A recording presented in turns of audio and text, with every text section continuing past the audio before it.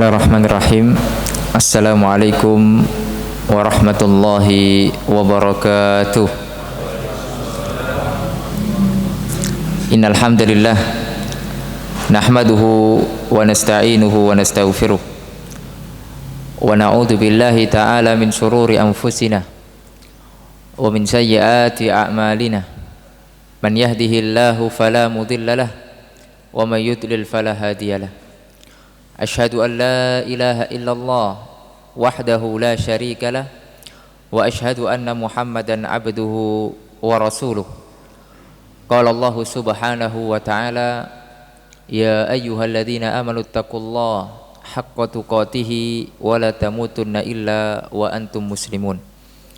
Alhamdulillah, kita bersyukur kepada Allah subhanahu wa ta'ala pada pagi hari ini kita diberikan kesempatan oleh Allah untuk sama-sama duduk di majelis ilmu di hari-hari yang mulia, bahkan paling mulia secara mutlak ya sepanjang tahun, yaitu 10 awal di bulan apa?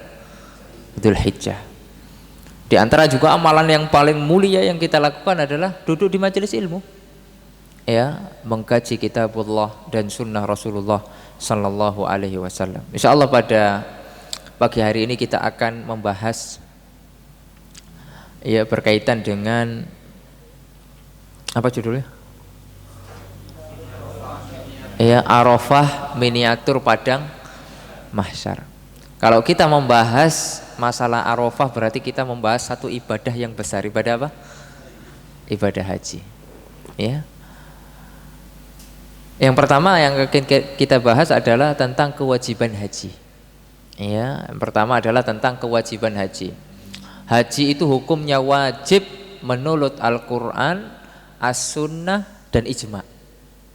Termasuk bagian dari rukun Islam. Ya. Berarti artinya apa? Barang siapa mengingkari kewajiban haji, ya, mengingkari bahwa haji tidak wajib, nggak ada wajib itu. Ini berbahaya, bisa mengeluarkan seseorang dari agama Islam. Karena ibadah haji termasuk perkara ma'lum minaddin bid-darurah, yaitu harus sudah diketahui, bahkan anak-anak kecil pun sudah tahu bahwasannya ibadah haji itu wajib. Ya. Apa dalilnya? Di dalam Al-Qur'an Allah Subhanahu wa taala berfirman, ya, di dalam surat Ali Imran ayat 97 Allah mengatakan, walillahi 'alan nasi hajjul baiti man istata'a ilaihi sabila. Ya. Mengerjakan ibadah haji, kata Allah Subhanahu wa taala, adalah kewajiban atas manusia terhadap Allah Subhanahu wa taala, yaitu bagi orang-orang yang mampu, yang sanggup melakukan perjalanan. Ya. Berbeda dengan kewajiban yang lain. Ya. Misalnya sholat berkaitan dengan kemampuan atau tidak? Ya, enggak berkaitan, hanya saja diberikan keringanan.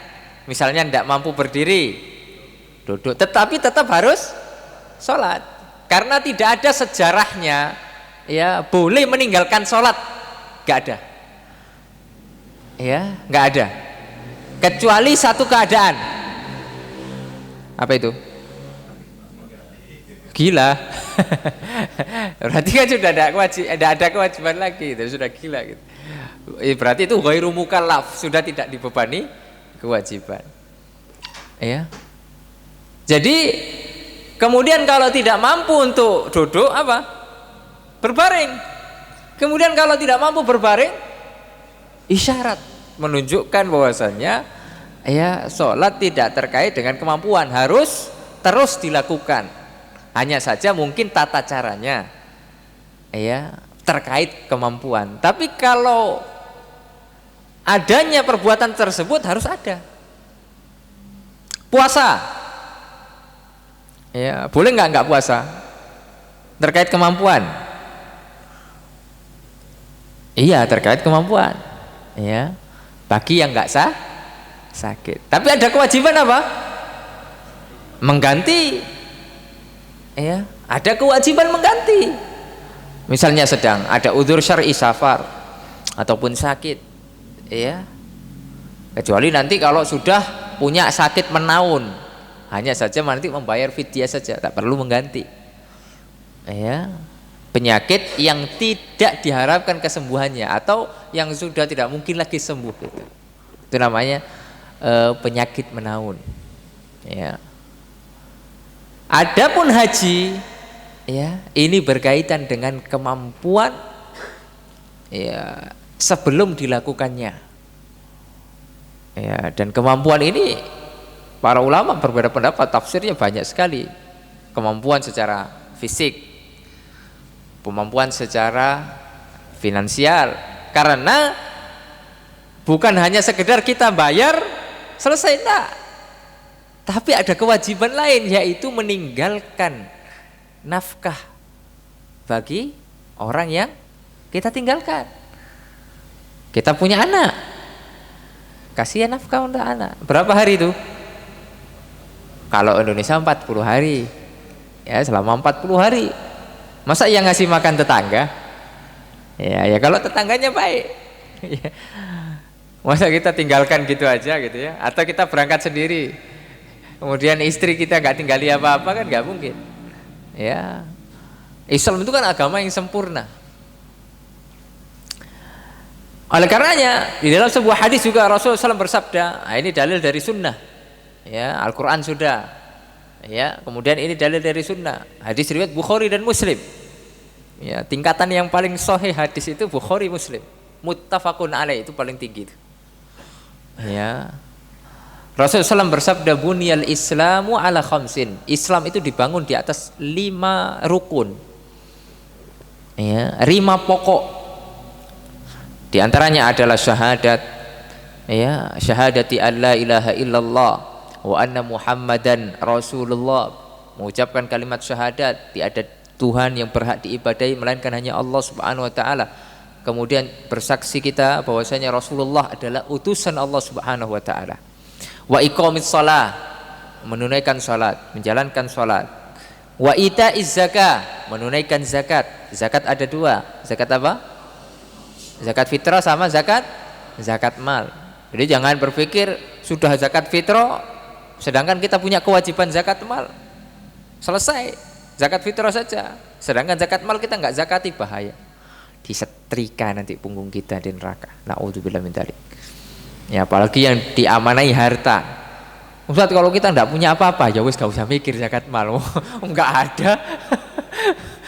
Ya ini bagi yang ada.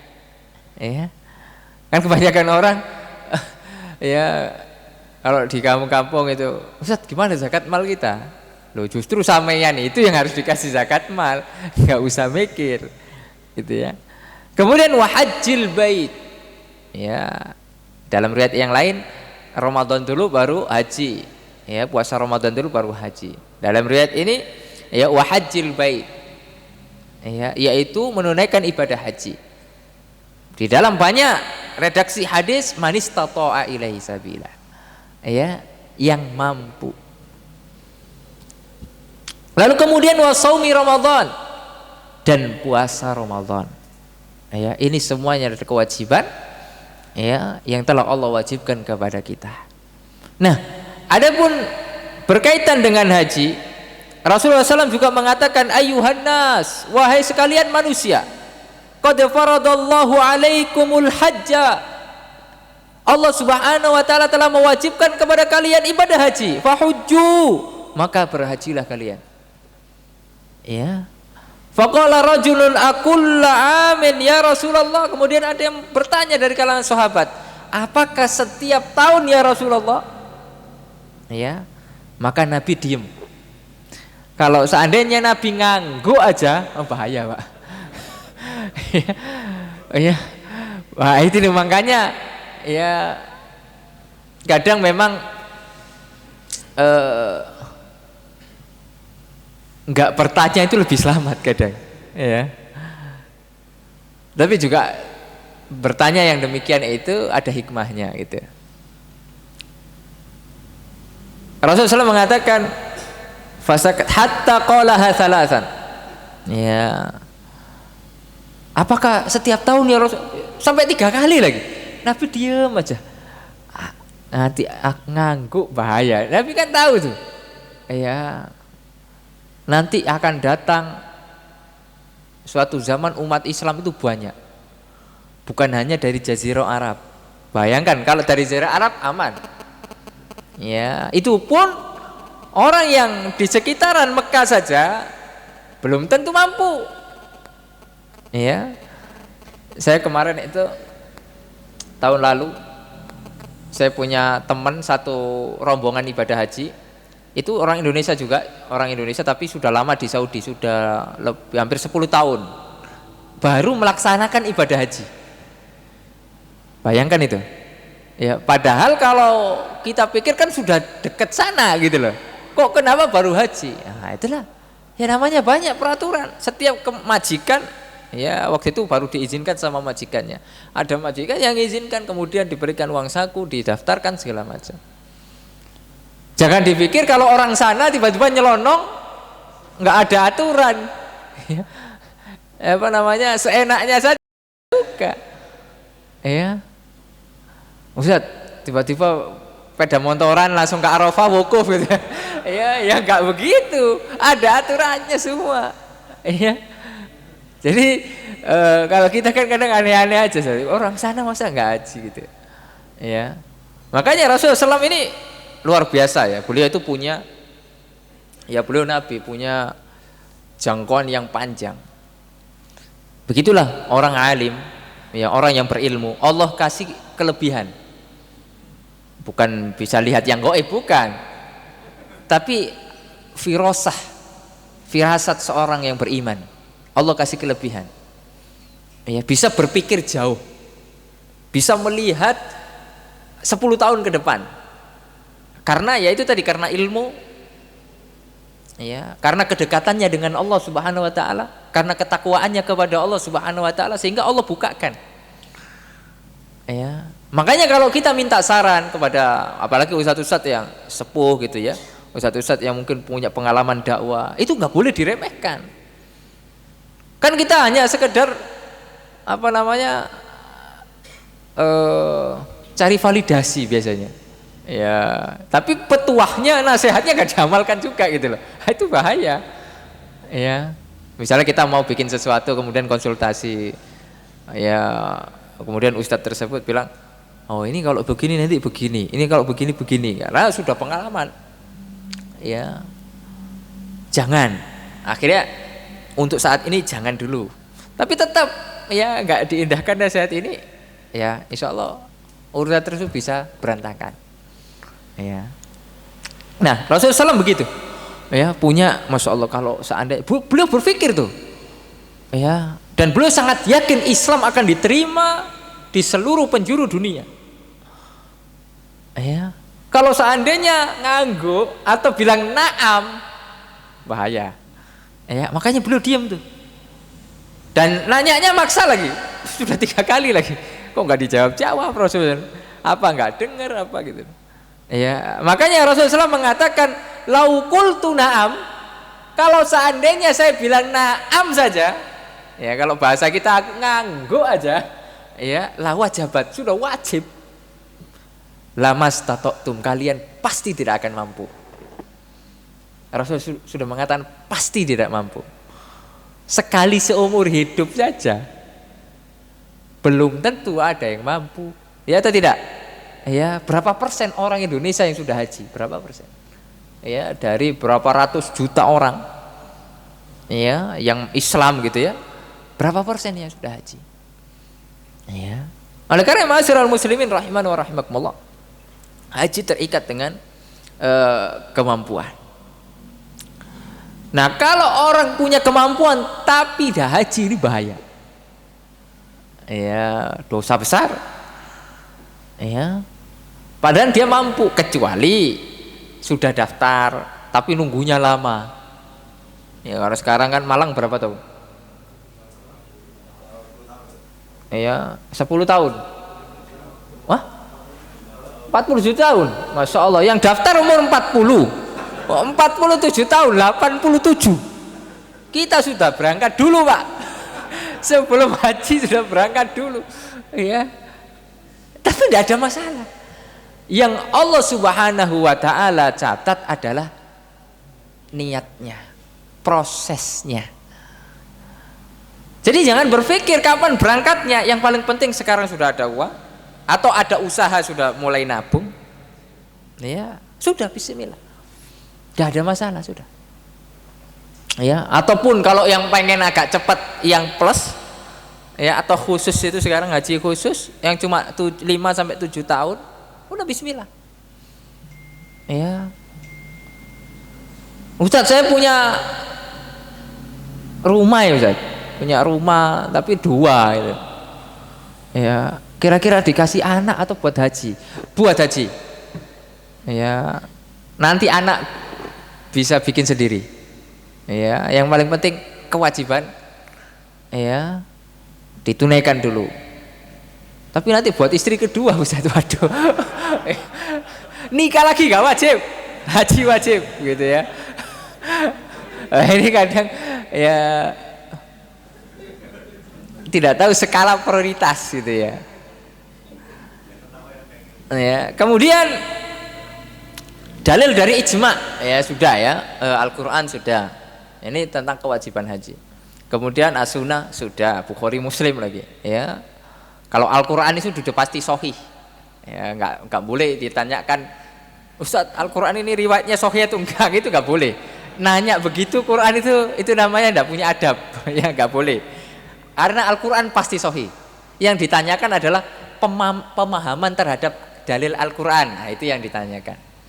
Ya. Nah, kalau as-sunnah boleh. Kalau dalil as-sunnah boleh ditanyakan, Ustaz, sahih atau tidak? Boleh. Ya, jadi kalau Quran tidak boleh, kalau sunnah boleh.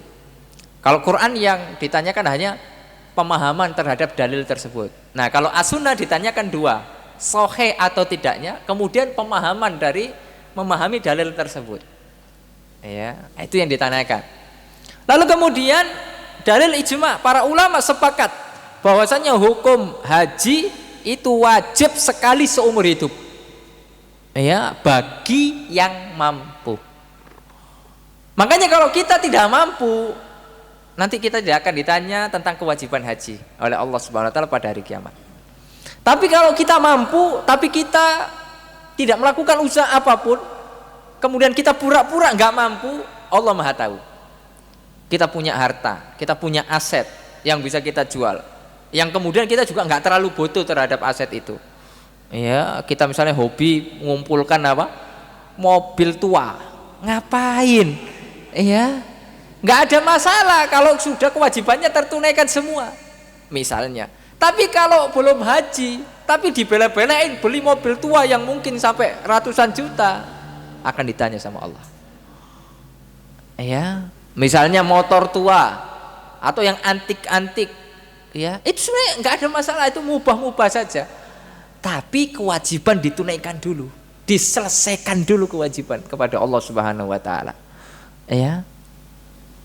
Nah, Al-Imam Ibnu Qudamah beliau mengatakan bahwasanya umat telah bersepakat, yaitu yang dimaksud umat adalah para ulama, orang-orang alim, bahwasanya haji itu wajib bagi yang mampu sekali seumur hidup.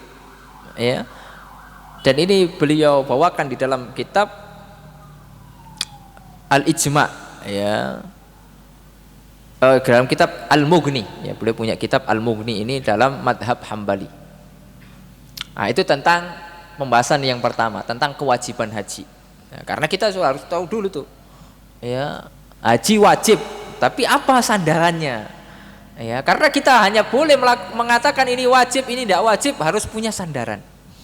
Ya, sandarannya harus jelas, Al-Quran dan Sunnah dan Ijma. Ya. Kemudian yang kedua, pembahasan kita adalah tentang keutamaan ibadah haji. Ya, kadang kan kita apa sih Ustaz kira-kira keutamaan ibadah haji Ustaz? Soalnya pemahaman di kampung keutamaan ibadah haji itu ya pokoknya pulang ya tadi haji gitu aja, maksudnya ada hanya gitu. Ya itu bukan keutamaan itu, bukan itu. Ya, ya. Jadi gelarnya di depan Ustaz. Kalau saya kuliah sudah 4 tahun tapi gelarnya kok di belakang. Nah, kalau haji ini kan kok di depan gelarnya, gitu ya. Ya. Kalau sholat S gitu ya. Atau puasa P gitu ya. Ya. Keutamaan yang pertama, haji merupakan di antara amal yang paling afdol. Ya. Seafdol amalan. Rasulullah SAW ditanya, su'ilan Nabi SAW, ayul a'malil afdol, amalan apa yang paling afdol, ketika Nabi ditanya. Kemudian beliau mengatakan imanun billah wa rasulihi. Beliau menjawab beriman kepada Allah dan Rasulnya. Ya, ini seafdol amalan. Kemudian beliau mengatakan summa madza? Habis itu apa lagi? Ya. Kemudian beliau mengatakan jihadun fi sabilillah. Jihad. Ya, berperang di medan perang, di medan pertempuran, ya, untuk meninggikan kalimat tauhid. Ya.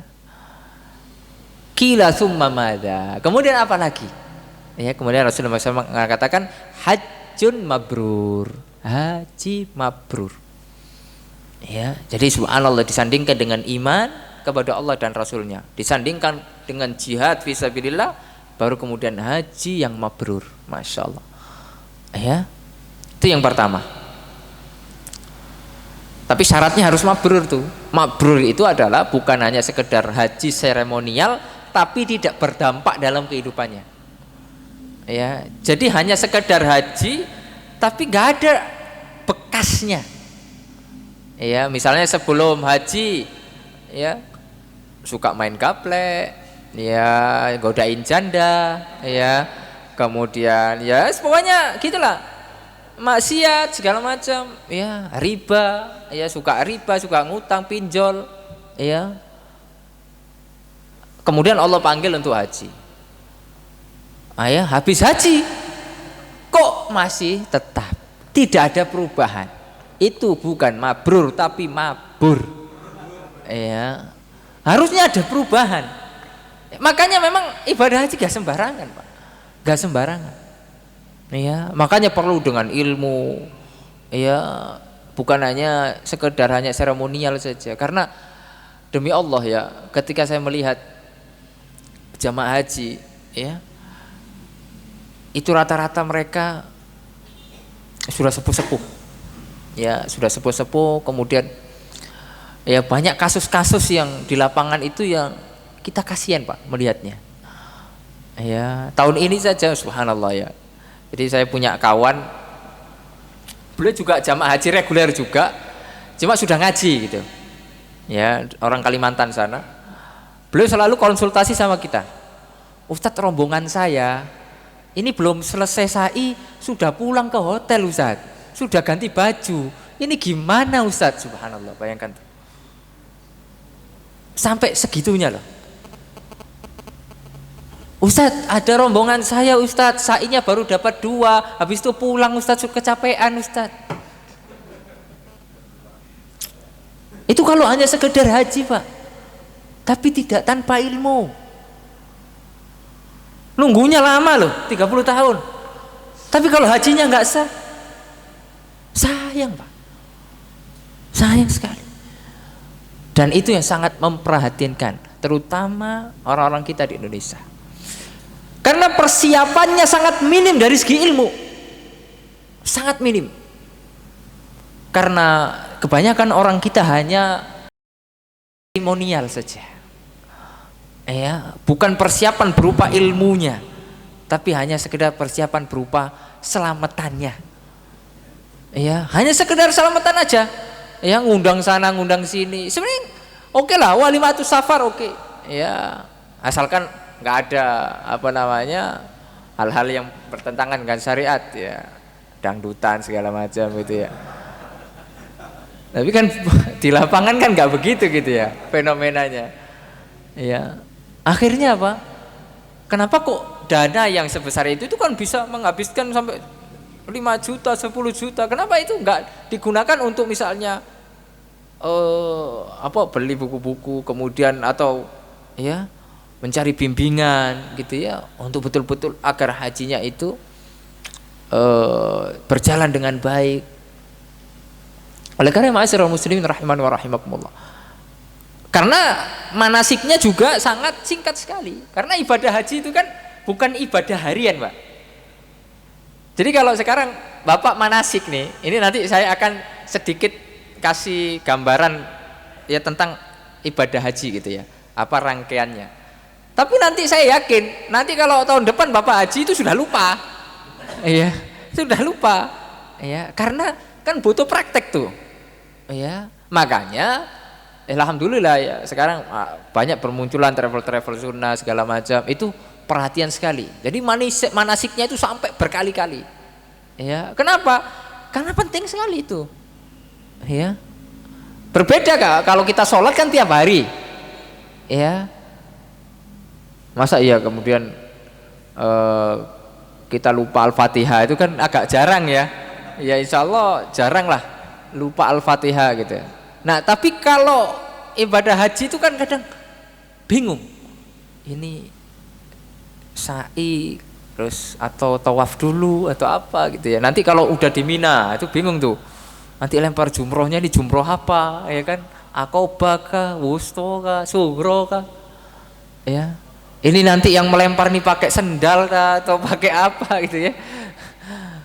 Yang dilempar itu siapa? Nanti kepala orang dilempar kan. Kan harus ada tempatnya itu. Ya jadi bingung. Ya, karena terkadang teori ya berbanding terbalik dengan praktek di lapangan gitu. Ya. Baik. Kemudian keutamaan yang kedua. Haji termasuk jihad fisabilillah. Ya, haji itu termasuk jihad fisabilillah. Ya Rasulullah SAW itu ditanya oleh ibunda Aisyah radhiyallahu taala. Narol jihad afdolal a'mal. Kami melihat kata ibunda Aisyah, jihad itu seafdol-afdolnya amal. Afala nujahidu, apakah boleh kami ikut juga berjihad? Nah, ini saking semangatnya ini. Ya, sahabiat, ya para wanita dari kalangan sahabat. Apakah kita boleh ikut berjihad? Rasulullah mengatakan, la, tidak boleh. Lakinna afdolal jihad hajjun mabrur. Ya, seafdol-afdolnya jihad itu haji mabrur. Karena yang kita lawan itu hawa nafsu. Ya, yang kita lawan adalah hawa nafsu, Pak. Pertama, haji itu kan mengumpulkan semua ibadah. Kita lawan hawa nafsu, kesenangan kita terhadap dunia. Kadang orang punya kecintaan berlebih terhadap dunia sehingga mengeluarkan uang bayar itu berat, Pak. Berat banget. Kan nggak murah, Pak, haji itu. Ya, berapa sekarang? 60 juta mungkin ya kira-kira. Ya 60 juta lah. Ya. Itu kalau reguler itu pun nunggunya lama. Ya. Kalau yang khusus itu yang nunggunya 7 tahun, 5 sampai 7 tahun itu ya $17.000. Kira-kira sekitar ya 150 ke atas lah. Ya, 150 ke atas ya. Nah, itu kan nanti tergantung lah. Kadang ada yang levelnya biasa, dalam artian nanti hotelnya juga biasa, nggak bintang 5 ya, bintang 3 gitu ya, tapi murah gitu. Tapi itu resmi pemerintah. Ada yang mungkin sekarang furoda tapi tahun ini tidak keluar ya, qadarullah, itu agak mahal sedikit ya, tergantung lah. Kalau ikut ustadz yang terkenal bisa sampai 800 juta, Pak, Masya Allah ya. Itu bisa 3 orang itu, Pak. Ya apa 4 orang itu ya, kalau yang biasa-biasa aja gitu. Ala kulli hal ya, itu semuanya dari awal itu kita sudah berjihad, mengeluarkan uang sebanyak itu. Ustadz kita nyarinya susah Ustadz gitu lah ya, masa tiba-tiba dikeluarkan untuk haji apa? Nah, itu kan butuh jihad ya. Sedangkan kalau kita mengeluarkan untuk hal-hal dunia kita nggak eman gitu, tapi kalau untuk haji, untuk umroh itu kadang kita eman.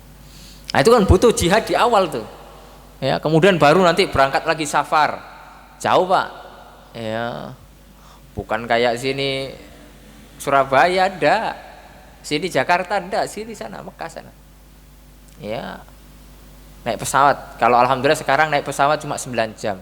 Coba bayangkan dulu naik kapal, Pak ya, naik kapal tuh bisa sebulan baru nyampe ke sana.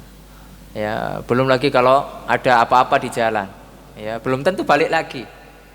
Ya, belum tentu balik lagi. Dan lain sebagainya. Nanti belum lagi nanti di sana. Ya, belum lagi cuacanya. Ya, pasti orang kalau nggak cocok cuacanya langsung sakit. Ya, apalagi kalau ya sudah mohon maaf sudah sepuh. Ya, sudah mungkin 50, 60. Nah, itu kadang ya, apalagi kemudian nanti jarak antara hotelnya jauh sama masjid. Bolak-balik masjid apa sakit. Berjuang, ya belum lagi pas hari hanya nanti, ya, wah itu kan penuh perjuangan Pak. Makanya ibadah haji adalah juga ibadah fisik. Apalagi kalau maktabnya jauh, kalau reguler itu maktabnya jauh Pak. Ya PP itu biasanya kalau untuk lempar jumroh 12 kilo, jalan setiap hari dan itu dalam kondisi sangat panas. Ya kalau hawanya hawa Malang kan enak Pak, ada hujannya, ya dah. Angin semilir-semilir gitu ya, sepoi-sepoi. Tapi kalau di sana apa anginnya pun panas. Ya, anginnya pun panas. Ya, akhirnya banyak orang yang akhirnya dehidrasi, nggak kuat, meninggal dunia di jalan-jalan. Ya, itu jihad. Ya, belum lagi kemudian menjaga hati, Pak. Ya, agar tidak riya. Itu kan jihad juga. Ya, karena ya mau tidak mau memang kalau orang sudah haji kan di mata masyarakat punya kedudukan beda. Waduh, panggilannya aja udah beda. Haji, ya, Haji, iya, apa Pak belum haji gitu ya. Jadi intinya ada kehormatan. Nah, itu kan menjaga hati itu berat. Ya, kemudian apakah kita merasa lebih tinggi daripada orang lain atau tidak? Gitu. Nah, itu, makanya di situ penuh dengan jihad. Ya. Tidak merasa baik daripada orang lain. Kemudian yang ketiga, ya jika ibadah haji tidak bercampur dengan dosa, ya kesyirikan, bid'ah ataupun maksiat-maksiat, maka balasannya adalah surga. Ya, Rasulullah SAW mengatakan, al umratu ilal umrah kaffaratun lima bainahuma. Ya, umrah satu ke umrah yang berikutnya itu adalah penghapus dosa. Wal hajjul mabruru laisa lahu jazaa'un illal jannah, dan orang yang hajinya mabrur tidak ada balasan kecuali balasannya adalah surga. Pantas Pak, ya pantas sekali. Karena apa? Ya itu tadi sudah kita sebutkan jihadnya bagaimana melawan hawa nafsunya, mengumpulkan duit, berpeluh, ya capek, ya bahkan menahan kesenangan dunianya. Orang yang tetangganya beli ini, beli makanan, dia rela untuk nabung. Saya pengen haji, mengerjakan rukun Islam yang kelima, ya, sehingga dia harus hemat dalam kehidupannya, ya, makannya mungkin hanya sekedar nasi sama garam, karena pengen untuk nabung, pengen haji, ya. Kemudian apa? Oh, berjuang segala macam sampai proses itu selesai. Makanya balasannya adalah surga dari Allah Subhanahu wa taala. Kemudian yang keempat, ya, haji akan menghapuskan kesalahan dan dosa-dosa. Ya, haji akan menghapuskan kesalahan dan dosa-dosa. Rasulullah SAW bersabda dalam sebuah hadis yang diriwayatkan oleh Imam Bukhari, "Man hajja lillah." Barang siapa yang ibadah haji karena Allah, falam yarfuth walam yafsuk, kemudian tidak berkata-kata serono. Ya, rofas itu diartikan oleh para ulama jima, ya, ataupun yang mengarah kepada hubungan suami istri. Kemudian tidak berbuat kefasikan, roja'a kayaumin waladathu ummuh, maka dia seperti orang yang baru dilahirkan, artinya bersih tanpa dosa. Ya, nah ini ibadah haji, ya, keutamaannya luar biasa sekali. Kemudian yang kelima, bahwasanya orang yang melakukan ibadah haji mereka adalah tamunya Allah. Ya, subhanallah, wafdullah. Rasulullah SAW bersabda dalam sebuah hadis yang diriwayatkan oleh Imam Nasa'i dan Ibnu Majah, al-hujjaj wal ummar wafdullah. Ya, jamaah haji dan jamaah umroh adalah tamunya Allah. Inda'auhu ajabahum. Ya, kalau mereka berdoa, Allah akan ijabah. Ya, wa in istaghfaruhu ghafara lahum. Kalau mereka minta istighfar, minta ampun kepada Allah, Allah akan ampunkan. Ya, makanya tidak ada masalah Pak kalau kita misalnya titip doa, karena memang ada keutamaannya Pak. Ya, orang yang sedang haji itu doanya diijabah. Ya. Tapi ya jangan titip doa satu buku Pak, capek kasihan. Wah, habis itu bawa buku nih catatan semuanya permintaan saya, jangan. Ya udah yang inti-inti ya, doakan semoga saya bisa nyusul, doakan semoga saya bisa lancar rizki, ya umur panjang sehat, semoga bisa nyusul nanti, ya dipanggil juga menjadi tamu Allah, udah itu cukup. Bisa istiqomah dalam Islam, bisa mati dalam keadaan husnul khotimah, udah cukup. Ya. Lalu kemudian yang kelima, ya orang yang haji didoakan ampunan, ya. Rasulullah SAW bersabda, Allahumma ghfir lil haji, ya Allah ampuni orang-orang yang sedang melaksanakan ibadah haji, waliman istaghfara lahul haj, ya, dan orang-orang yang dimohonkan ampun olehnya, ya, oleh orang-orang yang melaksanakan ibadah haji, ya. Jadi didoakan oleh Rasulullah SAW, ya Allah ampunilah orang yang melaksanakan ibadah haji, dan ampunilah orang yang netep agar diistighfarkan, ya. Tolong doakan dosa-dosa saya diampuni. Misalnya ada jamaah haji teman kita, tolong doakan dosa saya diampuni. Ya, kita mendapatkan doa juga dari Rasulullah. Semoga Allah ampunkan dosanya. Ya, ini menunjukkan keutamaan yang sangat besar. Ya. Taib. Dan masih banyak lagi keutamaan-keutamaan. Kemudian kita masuk kepada yang ketiga, kita akan sedikit membahas tentang, sebelum kita nanti di pembahasan yang keempat akan pembahasan intinya, yaitu pas Arafahnya gitu ya, miniatur padang mahsyar, dari sisi yang mananya gitu ya, dari sisi apanya sih miniatur gitu. Nah kemudian yang ketiga kita akan bahas singkat tentang tata cara ibadah haji, mulai dari awal sampai selesai, ya. Tata cara haji itu ada tiga, tata cara haji itu ada tiga. Yang pertama tamattu, dan ini yang paling afdol karena mengumpulkan antara ibadah umroh dan ibadah haji. Jadi kalau orang haji, ya, dan dia tata caranya pakai tamattu, pasti dia sudah umroh, walaupun belum pernah umroh sebelumnya, ya, tapi dia kemudian daftar haji, ya otomatis dia umroh gitu lah, ya, mengumpulkan dua ibadah, dan ini paling afdol. Kemudian yang kedua yaitu ifrad. Ini haji saja tanpa umroh, ya, jadi langsung, ya, langsung haji. Kemudian yang ketiga kiron. Kiron ini menggabungkan antara umroh dan haji dalam satu rangkaian, ya. Dan yang pertama harus menyembelih haju, ya, dam, ya. Yang kedua ifrad tidak, ya, tidak dikenakan dam, ya. Dam itu ada dua, dam syukron, dam jubron.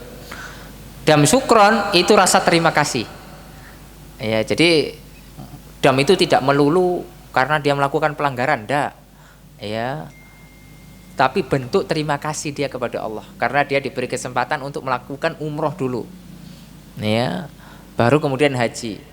Namanya dam syukron. Kalau dam jubron, nah ini baru terkait dengan pelanggaran, misalnya dia kekurangan dalam beberapa manasik segala macam, ya, maka dia membayar dam, ya. Itu namanya dam jubron, ya.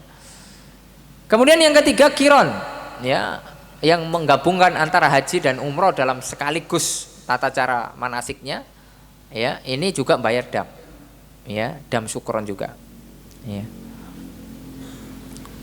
Taib. Nah kita akan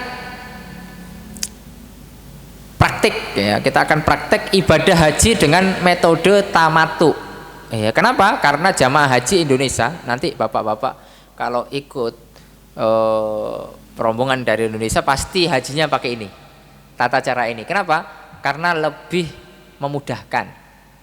Karena jamaah haji Indonesia itu ada yang datang duluan kalau terawal-awal. Itu kalau pakai ifrad Pak, pakai ikhram sebulan, nah itu susah Pak, ya. Kalau ifrad kan nggak boleh lepas, ya. Nah ini mau menyusahkan. Nah makanya kalau tamattu, jadi umroh dulu selesai, ya. Habis itu cukur, ya boleh diplontos, boleh dipotong ya sebagian gitu ya, atau diperpendek gitu. Habis itu pakai baju lagi. Nanti tanggal 8 pakai ihram lagi. Nah gitu.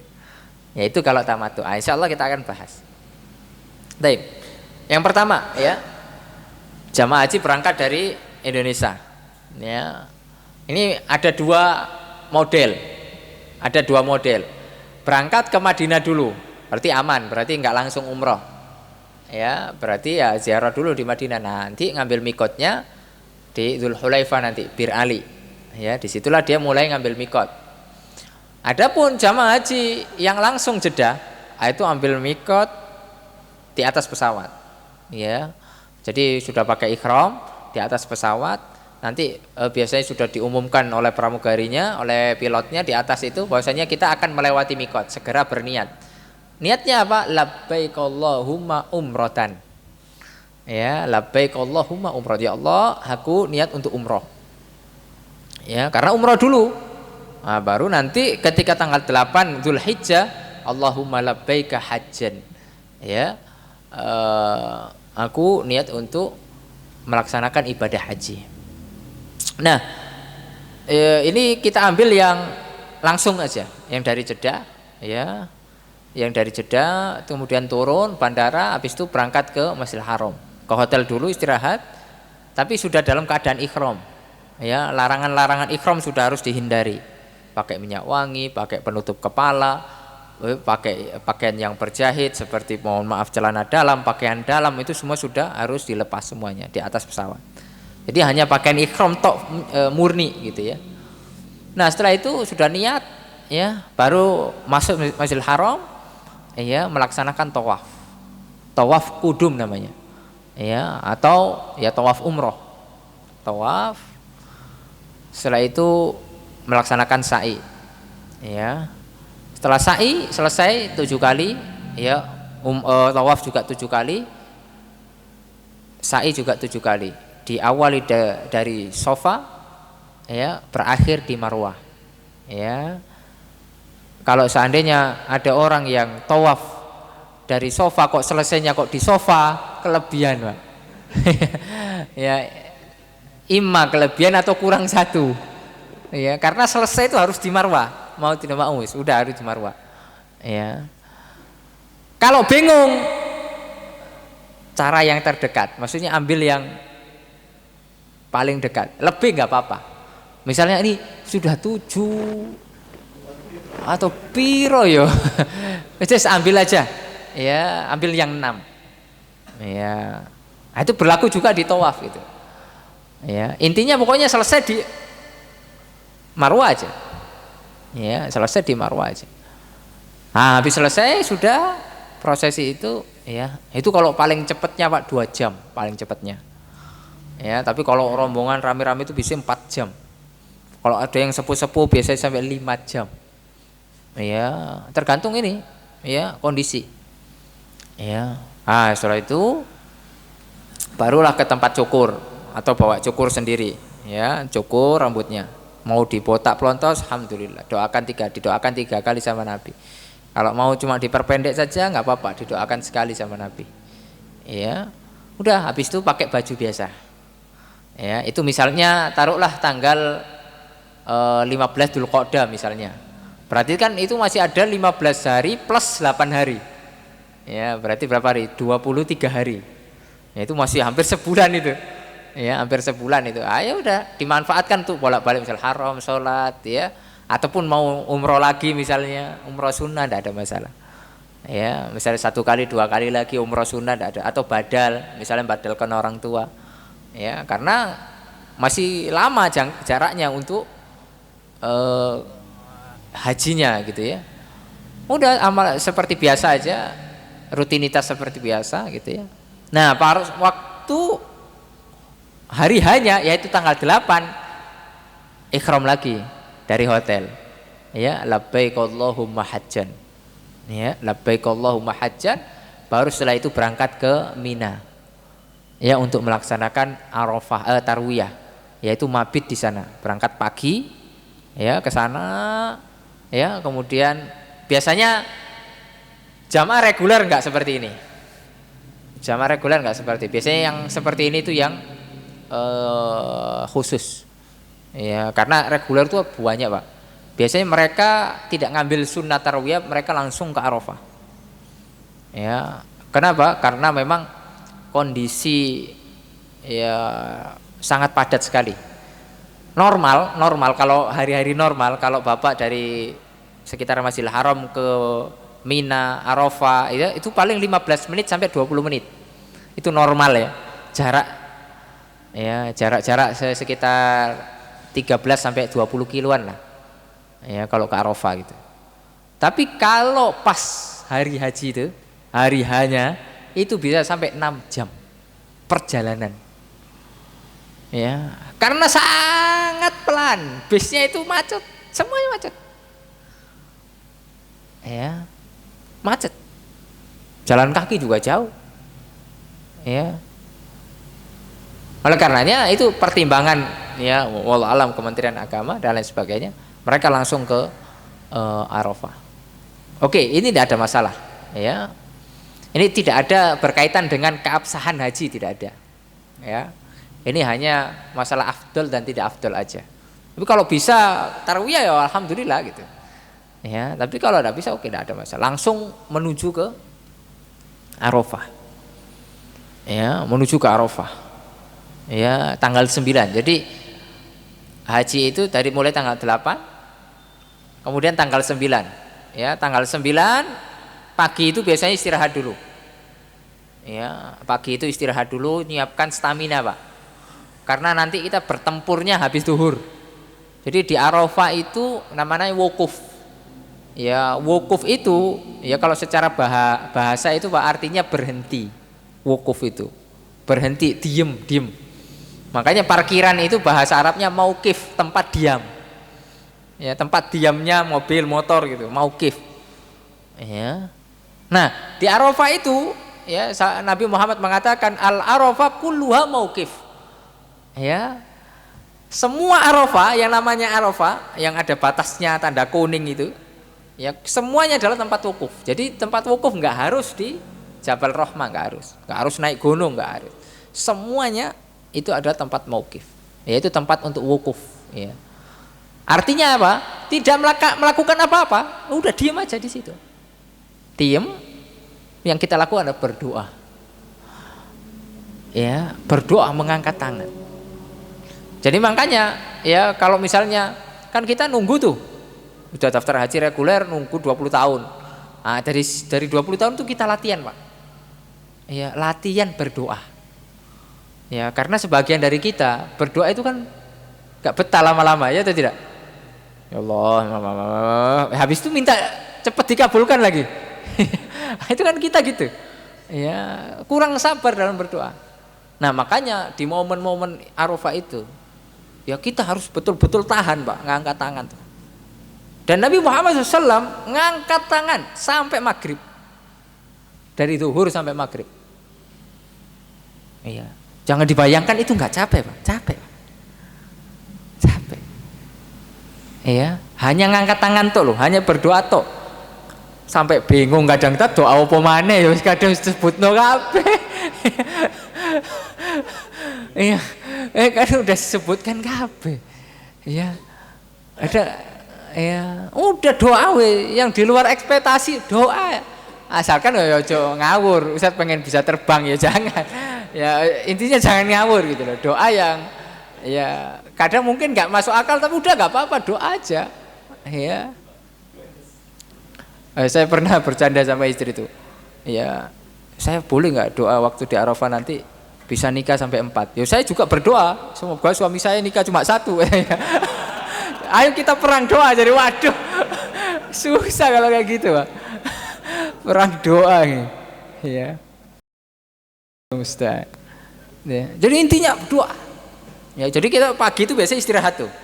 Ya, pagi itu istirahat karena untuk menyiapkan stamina itu. Ya, alhamdulillah sudah disiapkan itu tenda-tenda gitu ya.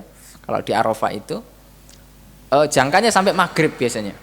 Ya, walaupun bisa sih wukuf sampai batasnya itu tengah malam sampai subuh. Ya, tapi itu kan enggak afdol. Afdolnya sampai maghrib saja. Habis itu kita bergerak menuju ke Musdalifah.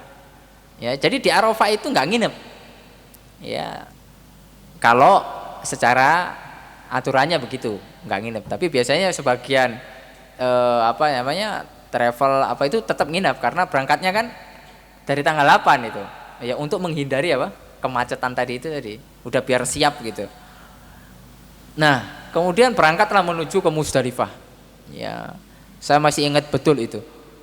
Tahun lalu itu dari Arafah itu habis Isya, ya kita belum sholat Isya tuh, karena sholat di Arafah itu kan di jamak takdim, ya kalau zuhur sama asar, ya jadi sholatnya waktu zuhur jamak takdim.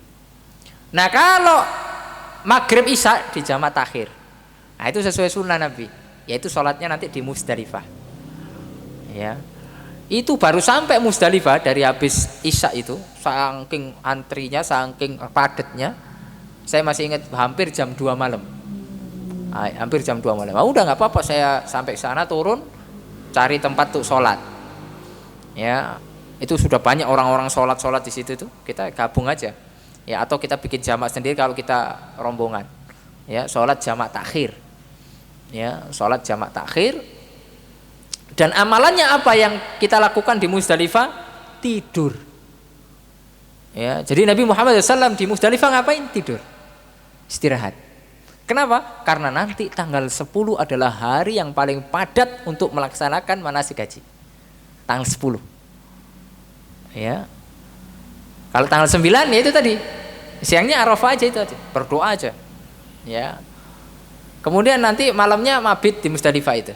Ya, itu nggak ada tenda-tenda. Jadi pemerintah Arab Saudi cuma menyediakan karpet di jalan-jalan. Ya, tapi itu adalah merupakan malam-malam terindah. Ya, kita bisa tidur beratapkan langit ya di Musdalifah. Ya, tanggal malam 10 Zulhijjah. Ya. Lalu kemudian setelah itu pagi hari kita gerak, salat subuh kita di sana. Ya, setelah subuh itu apa yang Nabi lakukan? Beliau berdoa sampai suruk.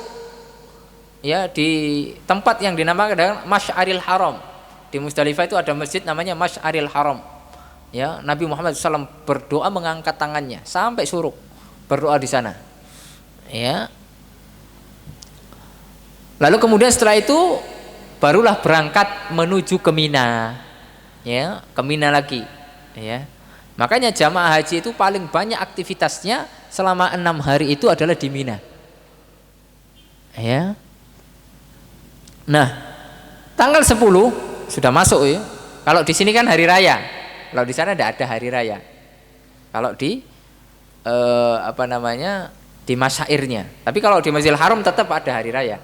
Tetap sholat Id gitu ya. Tapi kalau di sekitar Mina, Musdalifah ya nggak ada Id. Ya. Jamaah haji nggak usah berpikir kita sholat Id di mana, nggak usah, bukan untuk sampean, bukan. Itu untuk orang-orang yang nggak haji gitu loh. Ya, udah nggak usah mikirkan itu.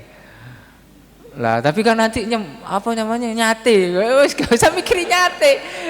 Sampai ini haji. Ya kan kadang kalau di kampung orang-orang kampung itu kono, pertanyaannya itu. Ya, nanti nggak dapat kupon. Ya ngapain pikirin kupon gitu loh. Ya. Nah, akhirnya jamaah haji ini ke Mina. Ya, persiapan untuk amalan yang pertama yang dilakukan adalah lempar jumroh Aqobah. Jadi tanggal 10 itu cuma lempar jumroh Aqobah saja. Ya, jadi jumroh itu ada 3, lempar jumroh itu ada 3. Nah, ini sini 1. Ini 2. 3. Ya. Nah, jadi tanggal 10 itu cuma yang dilempar ini aja, Aqobah saja.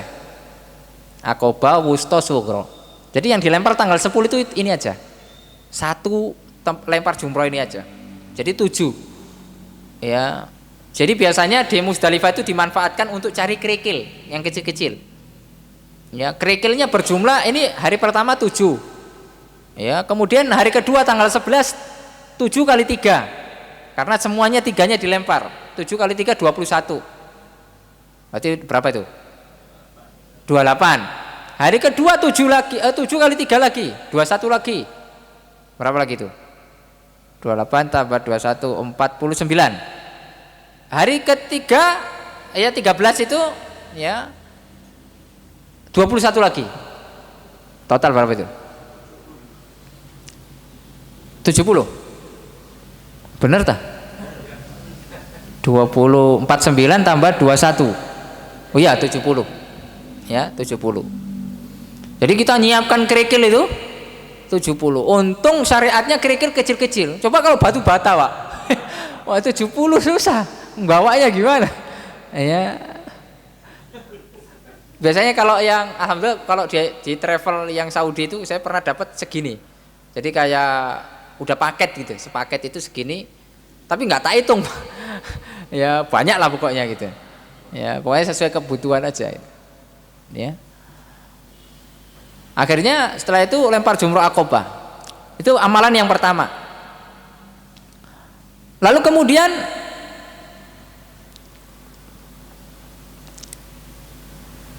tawaf ifadah, balik lagi ke Masjidil Haram melaksanakan tawaf ifadah. Nah, tawaf ifadah ini boleh diakhirkan, boleh. Enggak harus juga tanggal 10 itu juga. Ya, jadi boleh diakhirkan. Kemudian boleh langsung cukur. Jadi dari tanggal 8 itu pasti pakai ihram, Pak. 8, 9, 10 itu masih pakai ihram. Ya. Kemudian langsung cukur boleh setelah lempar Aqobah. Misalnya nggak langsung karena agak sulit biasanya. Kalau di hari itu juga. Tapi sebagian travel bisa langsung. Jadi sebagian travel itu dari Musdalifah langsung ke Masjidil Haram. Ya, saya kemarin begitu. Jadi dari Musdalifah itu saya langsung ke Masjidil Haram untuk melaksanakan tawaf ifadah. Ya. Tawaf ifadah itu tawaf haji. Ya. Kalau sebelumnya kan tawaf umroh. Ya, ini tawaf haji. Kita tawaf, ya. Baru setelah itu kembali lagi ke Mina. Nah, itu kalau ada bisnya transportasi enak, Pak. Tapi sebagian kan nggak ada bisnya gitu. Lalu kemudian akhirnya setelah itu baru lempar jumroh Aqobah. Nah, setelah itu boleh langsung cukur, baik itu gondol ataupun botak. Nah, baru setelah itu boleh ganti baju, kembali ke maktab ganti baju. Ya. Nah, di amalan itu, di amal setelahnya adalah menyembelih hewan kurban. Ya, yaitu membayar dam itu tadi. Ya, yang kalau tamattu ya itu di saat itu tanggal 10 itu. Ya, jadi ada 4 amalan yang dilakukan pada tanggal 10. Lempar jumroh Aqobah, tawaf ifadah, cukur, ya. Lalu kemudian menyembelih hewan kurban. 4. Ya. Kalau kita melaksanakan 2, ya, di antara 4 ini sudah boleh ganti baju. Misalnya tawaf ifadah sama cukur, atau lempar jumroh Aqobah sama cukur. Ya, itu sudah boleh ganti baju. Ya. Lalu kemudian ya, tentunya tawaf ifadah plus sa'inya ya. Ini bukan tawaf kemudian enggak sa'i, enggak, plus sa'inya langsung. Ya. Kemudian tanggal 11 sampai 13 amalannya hanya melempar jumroh saja. Ya. Amalannya hanya melempar jumroh saja. 3. Ya. Nah, itu kalau maktabnya dekat, ini kan tempat lempar jumroh. Jadi jamaah haji itu ada yang maktabnya di sini. Ini yang haji plus nih, di sini. Ini tempat lempar jumroh. Ada yang maktabnya di sini. Kan enak tuh. Tinggal ke sini dikit. Berapa ratus meter aja. Muter, balik lagi ke sini. Tapi kalau jamaah reguler, maktabnya nanti di jalan sana. Enggak, kalau di sini kedekatan, di sana jalannya. Karena memang jauh banget. Jauh. Iya, serius. Iya. Makanya kan ada harga, ada rupa gitu ya. Ya tentunya kan nggak sama. Ini bayarnya di sini hampir 200 juta, di sana cuma 60 juta, ya toh. Makanya jamaah reguler itu memang capek sekali. Ya bahkan sampai di flyernya Kemenak itu bisa sampai sehari itu kalau untuk lempar jumroh itu PP bisa sampai 12 sampai 15 kilo jalannya. Ya dan itu dalam keadaan panas loh. Ya dalam keadaan panas. Ya karena nggak bisa kita melempar kalau kayak gitu malam hari, nggak boleh. Ya melemparnya itu siang. Ya, nggak boleh malam. Ya, nggak boleh malam. Jadi amalan apa namanya? Setelah hari tanggal 10 itu aja. Sampai hari tasyrik selesai, berarti sudah selesai. Ibadah hajinya sudah selesai. Setelah melempar hari yang ke-13, ya, berarti ibadahnya sudah selesai, rangkaian ibadah haji. Ya. Jadi dari mulai tanggal 8, 9, 10, 11, 12, 13. Ada juga yang mengambil cuma nafar awal sampai tanggal 12 ini boleh. Ya. Faman ta'ajjala fi yaumaini fala isma alaihi. Barang siapa yang hanya sekedar ngambil cuma hari ke-12 maka itu tidak ada dosa, enggak apa-apa.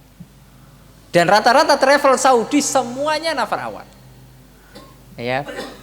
Ketika ditanya alasannya kenapa? Karena biar Mina enggak padat. Ya, biar Mina agak longgar dikit katanya. Ya, bagus juga. Ya, itu berarti ibadah haji kita sudah selesai. Ya. Bisa langsung pulang ke Indonesia.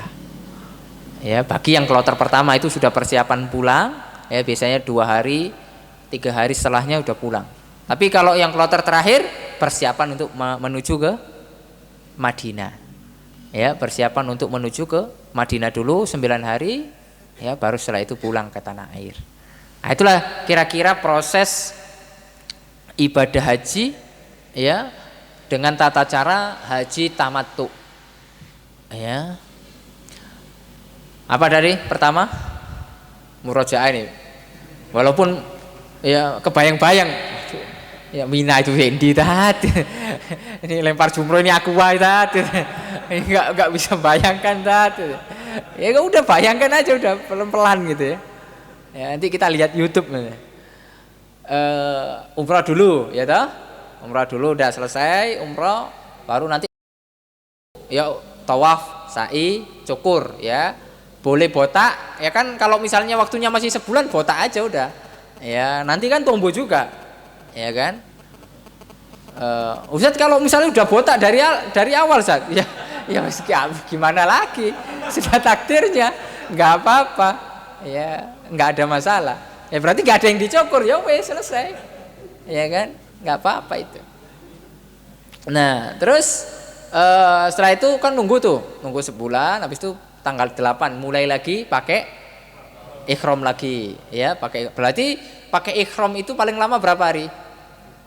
8, 9, 10. 10 itu biasanya setengah hari aja. Ya, karena apa? Karena sudah melakukan lempar jumrah aqobah atau tawaf ifadah. Antara dua pilihan itu, habis kan cukur, itu boleh sudah lepas. Ya. Lalu kemudian setelah itu selesai, ya selesai tanggal 8 selesai, karena tanggal 8 nginep aja di Mina, ya. Kemudian tanggal 10 menuju ke Arafah. Arafah apa amalannya? Doa tok, wis. Ya, doa nggak ngapa-ngapain.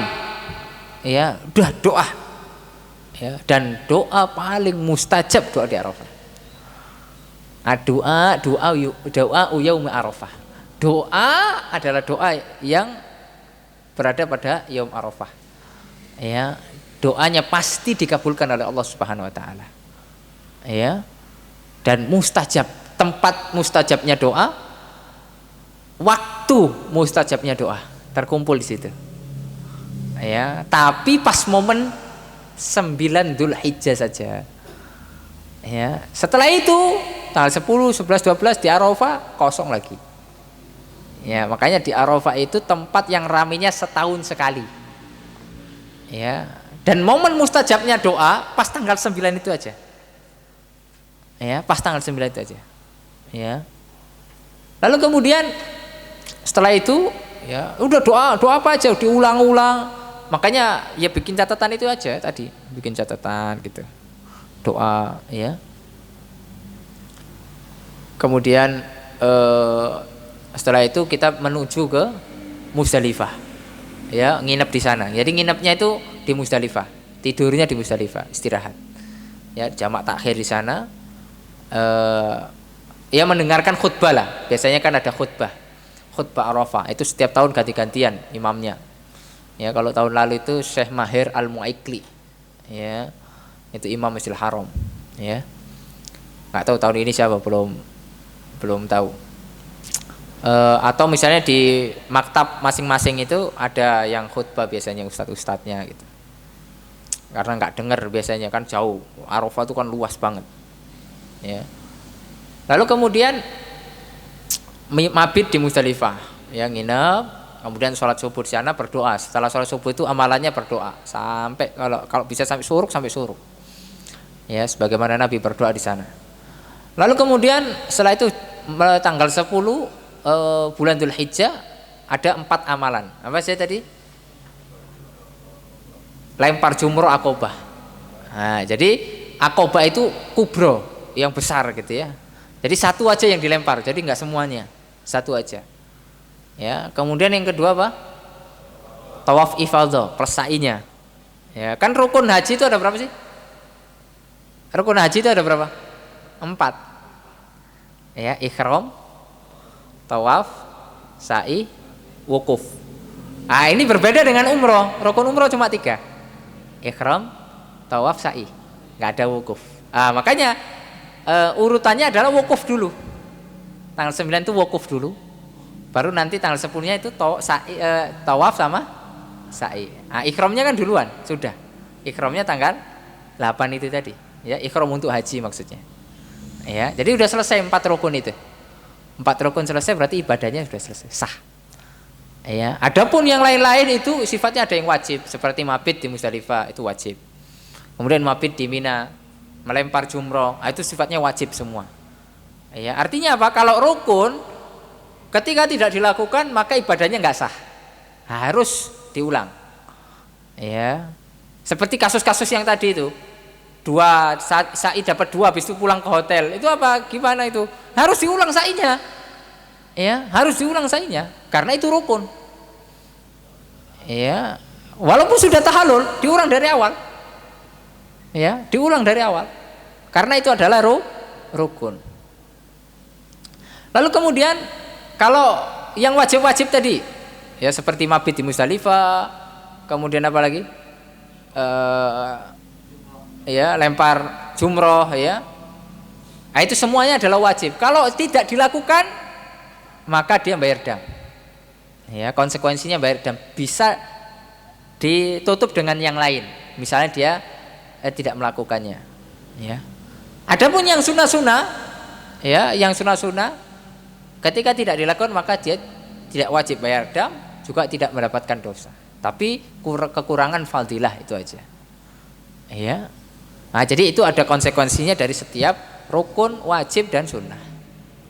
Lalu kemudian ya pada tanggal 10 itu sudah selesai, ya, sudah selesai tawaf ifadhah, kemudian lempar jumrah sudah, cukur.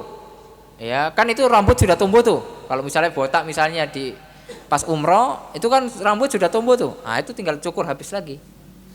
Ya, ataupun mungkin ketika jaraknya berdekatan, mungkin jaraknya cuma seminggu, ya, mungkin potong pendek. Nah, nanti ketika pas tanggal 10 itu dibotakin. Ya. Kalau bisa bawa cukur sendiri, ya, karena kalau cukur sama orang di situ itu harganya 5 kali lipat. Biasanya cuma 10 real jadi 50 real. Ya, karena haji, Pak. Ya. Karena haji gitu ya. Mumpung, haji mumpung. Makanya kalau di sana itu orang banyak yang kerja cuma pas hajian, Pak. Ya, habis itu nggak kerja lagi setahun. Karena saldonya udah full. Ya. Jadi ada cerita itu tukang ojek motor itu, ya kan biasanya orang itu daripada jalan, ya wis yang penting naik ojek gitu. Daripada naik bus ngantri, naik ojek kan cepat. Ya cuma 10 menit sampai Masjidil Haram. Tapi bayarnya 500 real. Iya. Itu kalau PP 1000 real, Pak. Kalau dia sehari itu kan ya bisa dapat 10 penumpang, mau lumayan tuh, Pak. Iya. 10 ribu, waduh, ya 10 ribu, 40 juta, Pak. Cuma sehari 40 juta. Ya itu kan kerja sehari untuk setahun, Pak. Untuk kehidupan setahun. Ya, Masya Allah tuh. Dan laris, Pak. Laris. Karena orang butuh. Ya, orang mau nggak mau ya tetap naik. Ya. Daripada jalan jauh banget. Jalan kaki ya jauh banget. Ya walaupun ada juga yang memaksakan jalan. Nah, setelah itu selesai semua dan tanggal 10 itu ya menyembelih kambing itu. Menyembelih hewan yang kita sembelih karena tamatu ya, bayar dam sukron itu tadi. Lalu kemudian tanggal 11 amalannya hanya lempar jumroh akobah saja. Ya, itu habis zuhur waktunya. Ya. Jadi nggak bisa diakali Pak, habis subuh nggak bisa. Ya. Jadi habis zuhur. Memang teng-tengnya Pak. Nah, itulah ujian itu. Ya, sampai batasnya sampai maghrib. Ya, batasnya sampai maghrib. Nah, kan ujian itu, ujian berat itu. Ya, panas betul apalagi yang reguler. Ya, jauh banget jalannya dan muter. Ya, itu kan bukan hanya lurus-lurus saja, Pak. Muter. Karena untuk penertiban daripada chaos, daripada kemudian nanti terjadi penumpukan, itu biasanya diputer jauh muternya. Ya, padahal sebenarnya kalau melangkah deket. Ya, sampai ada orang petugas, "Ini maktab saya depan itu loh maktab saya." Enggak, muter Pak. Enggak boleh, tetap peraturan. Ya. Nah, sekarang apalagi masuk tambah ketat Pak. Ya, saya itu setiap hari dapat WA. Ya, la hajja bila tasri, enggak boleh haji tanpa tasri, harus tasri. Ya, tasri itu izin masuk haji gitu loh. Ya, kalau kita model kita visanya gitu loh. Ya, harus pakai visa haji. Ya.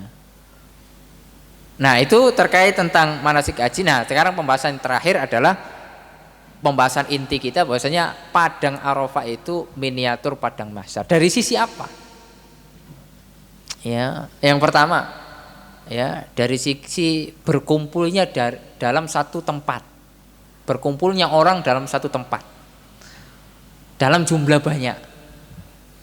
Jarang loh orang bisa berkumpul 4 juta orang ya, 2 sampai 4 juta orang dalam satu tempat Pak.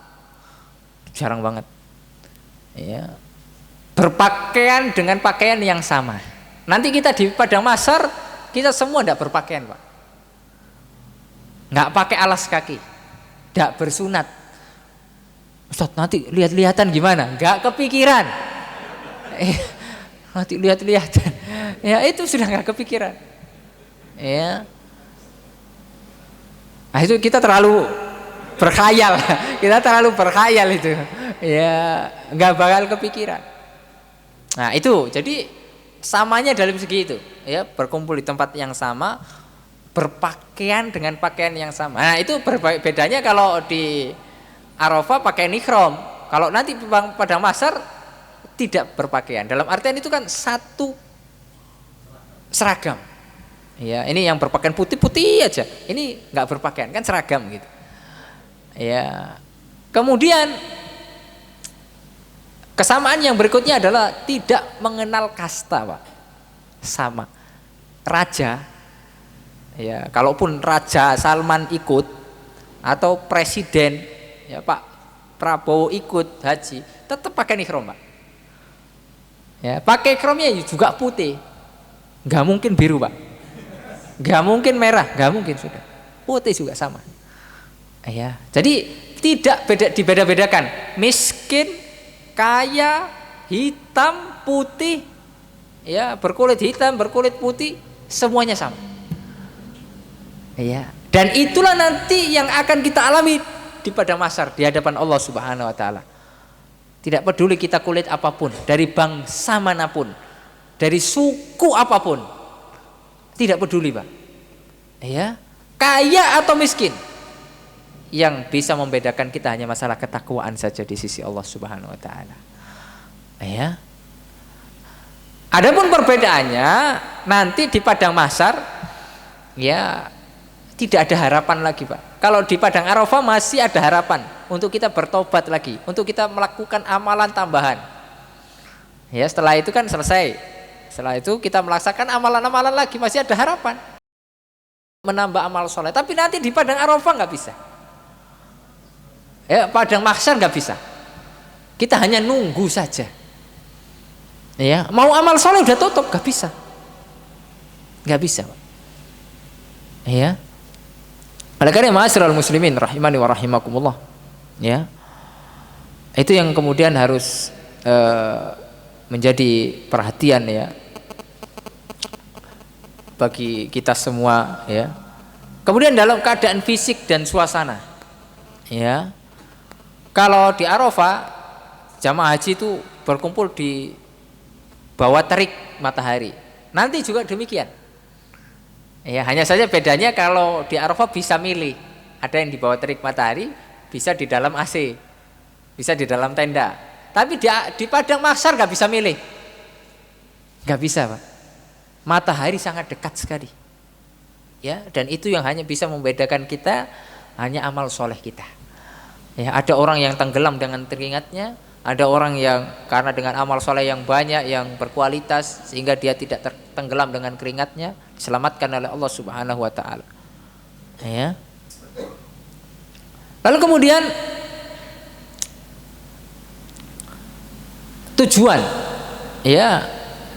tujuan dan konsekuensi. Di padang Arafah ya jamaah haji itu berkumpul untuk melaksanakan ibadah wukuf, salah satu rukun haji.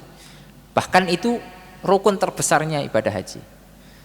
Momen untuk berdoa, bertaubat, ya memohon ampun kepada Allah. Ya. Adapun di padang mahsyar semua orang dikumpulkan oleh Allah dari berbagai zaman ya. Zaman Nabi Adam, ya nabi-nabi setelahnya sampai zaman akhir zaman Nabi Muhammad SAW, ya termasuk kita di dalamnya, dikumpulkan untuk dihisab. Nah, jadi itu perbedaannya. Ya. Jadi dikumpulkan untuk dihisab oleh Allah Subhanahu wa taala, diperhitungkan amal perbuatannya semasa hidup. Ya, tidak ada lagi kesempatan untuk memperbaiki diri. Ya. Kemudian yang ketiga yaitu harapan dan pilihan. Ya. Nah, kalau di Arafah jamaah haji untuk masih punya harapan untuk mohon ampun, untuk beramal, nambah amal soleh gitu ya kalau masih panjang umur. Ya, memperbaiki diri lah. Ya. Adapun di padang mahsyar tidak ada lagi usaha, tidak ada lagi pilihan. Ya. Karena saat itu manusia hanya menunggu putusan dari Allah Subhanahu wa taala, imma surga ataupun neraka. Ya.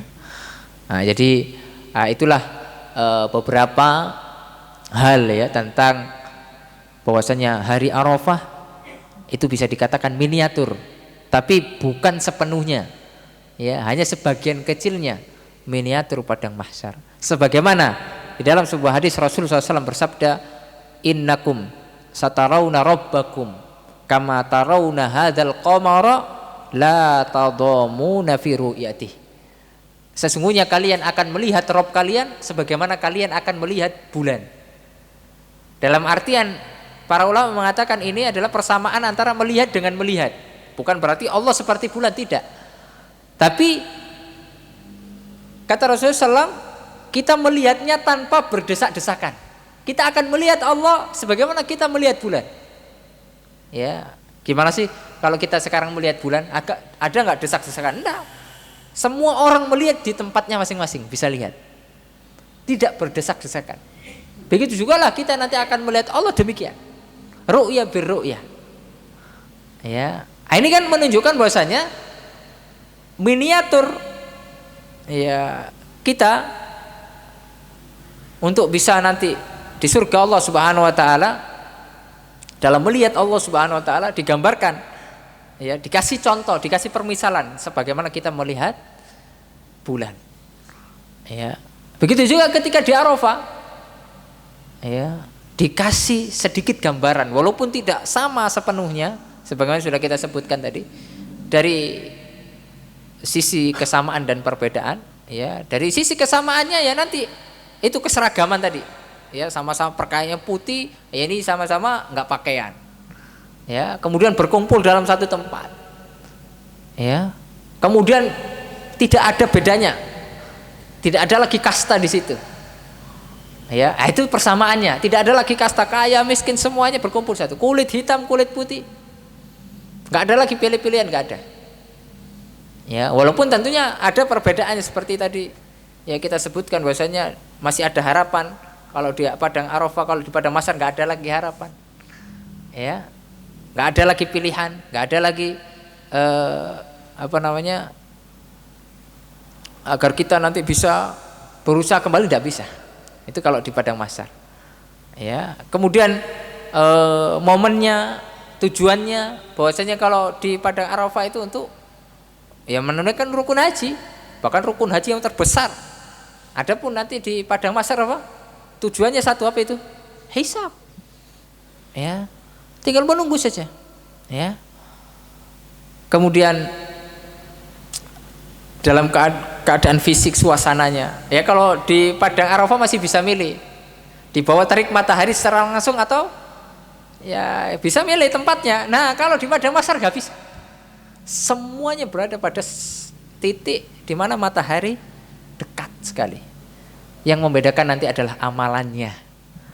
Ya, ima dia akan banjir dengan keringatnya, tertimbun dengan keringatnya, ya, tenggelam dengan keringatnya, atau ya dia diselamatkan oleh Allah Subhanahu wa taala. Nah, jadi itulah 4 poin yang sudah kita sampaikan ya pada kajian kali ini. Semoga Allah Subhanahu wa taala memberikan ya minimal gambaran lah. Ya, semoga Allah panggil kita ya untuk menjadi hamba-hamba yang bisa melaksanakan ibadah haji, ya, rukun Islam yang kelima. Ya, semoga Allah SWT mudahkan semua urusan kita, ya, sehingga dari sini kita bisa tahu ternyata haji itu sangat penting sekali. Ternyata haji itu penuh dengan pengorbanan. Ternyata haji itu banyak sekali ya kejadian-kejadian yang mungkin di luar ekspektasi kita, ya. Perlunya ilmu segala macam. Ya, barakallahu fikum. Mungkin itu yang bisa disampaikan. Ya, mungkin dilanjutkan dengan tanya jawab jika ada yang ditanyakan. Silakan. Ada Ustaz pertanyaan dari jamaah. Nah,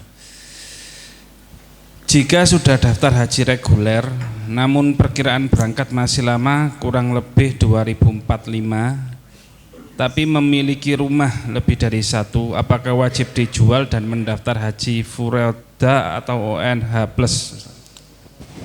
Nah, barakallahu fikum, ya, itu 2045, ya, itu Indonesia emas, Pak.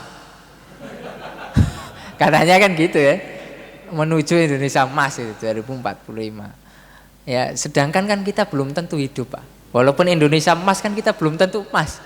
Ya, belum bisa tentu hidup sampai tahun itu gitu. Ya, sedangkan kemudian kita lihat lagi apakah punya rumah itu wajib? Ternyata enggak. Ya, apalagi kita sudah punya rumah yang sudah kita tempati untuk keluarga kita, ya. Kalau saran saya tetap dijual saja. Ya, tetap dijual, daftar yang cepat. Ya.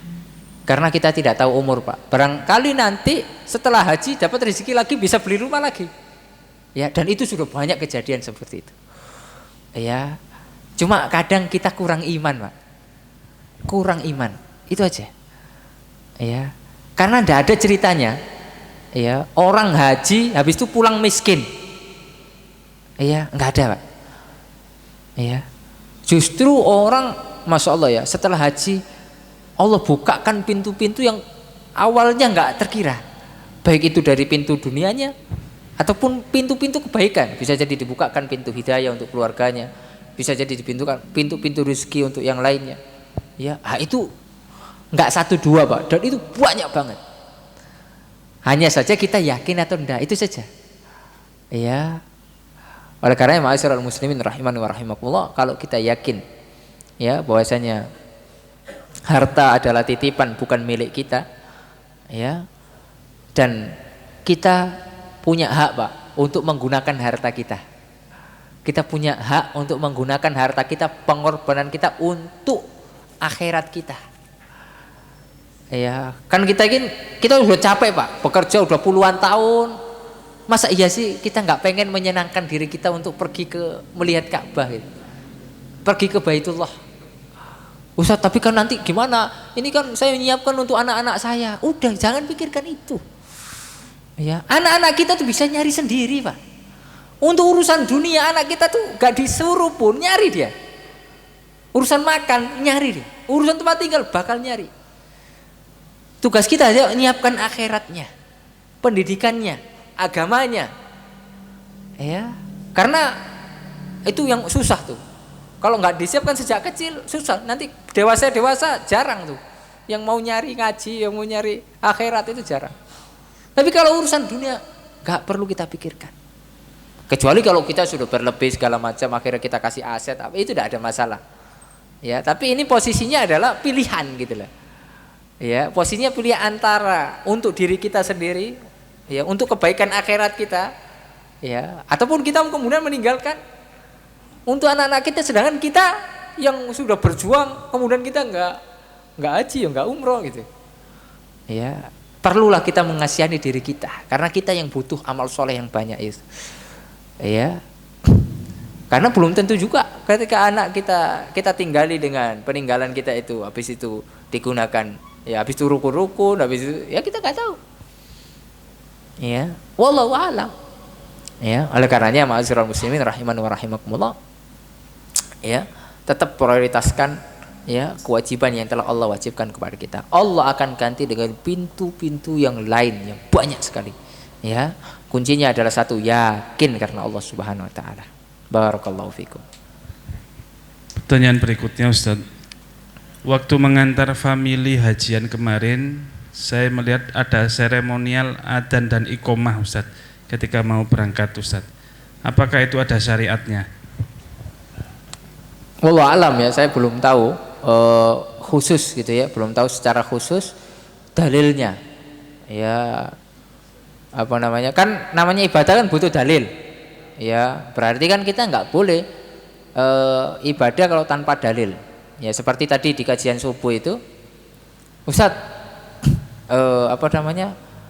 Sekarang kan di awal 10 Dzulhijjah ini kan disyariatkan untuk takbir mutlak. Ya, takbir mutlak itu kapan saja, di pasar, di jalan, di mana aja. Saya lihat banyak orang yang nggak takbir Ustadz. Ya, maksudnya sunat takbir ini seperti asing gitu. Kenapa nggak kita hidupkan aja sejak awal Dzulhijjah setiap habis sholat? Ya, wah, masalahnya Pak itu butuh dalil. Masalahnya yang namanya mutlak ya mutlak. Nah ini kok kita ikat dengan sholat, ya itu kan butuh dalil Pak, saya bilang gitu. Ya, lagi-lagi nggak bisa kita inovasi, nggak bisa. Walaupun niatnya baik atau tidak? Baik untuk mensiarkan masalah takbir tadi. Ya, saya bilang. Nah kan butuh dalil Pak. Nanti kalau bid'ah ya kita repot. Ya kita yang memulai ternyata bid'ah, ya dosa saya bilang. Ya akhirnya ya begitu. Sama dengan adzan dan iqomat gitu ya. Baik itu seperti seremonial ibadah haji, ya berangkat ataupun ya saat di kuburan segala macam itu, saya sampai sekarang belum mengetahui dalilnya. Wallahu taala alam.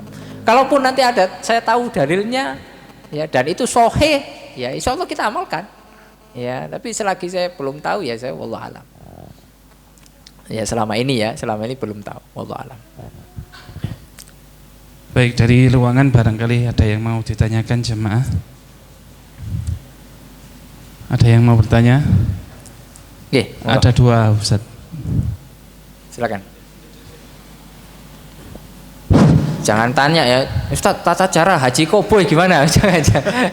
Kan nggak boleh sekarang. Assalamualaikum warahmatullahi wabarakatuh. Pak Ustadz, kadang kita itu, bukan kadang ya, kita itu harus mengetahui secara clear sesuatu itu Pak Ustadz. Ya.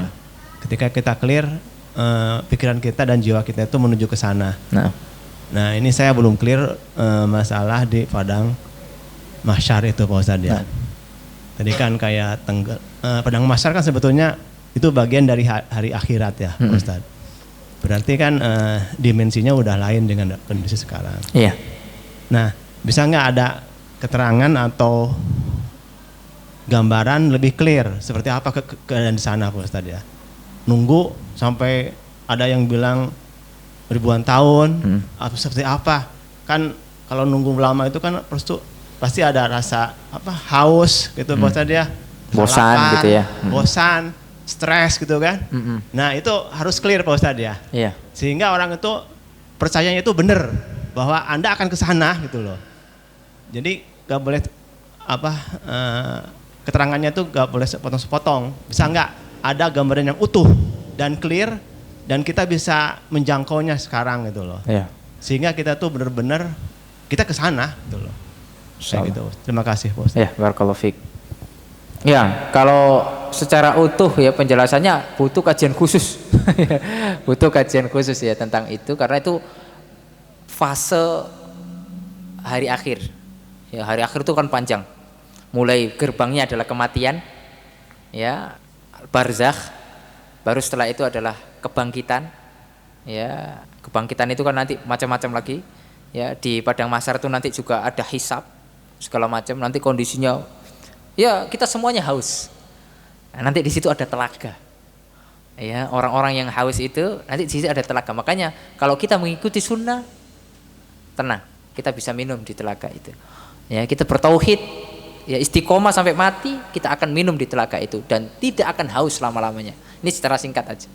Tapi kalau kita ya dai Islam, kemudian kita dai istiqomah, kita berbuat dosa kepada Allah SWT, berbuat syirik kepada Allah, kita diharamkan minum di situ, ya, dan kita akan mendapatkan adab. Nah intinya hal gaib ya.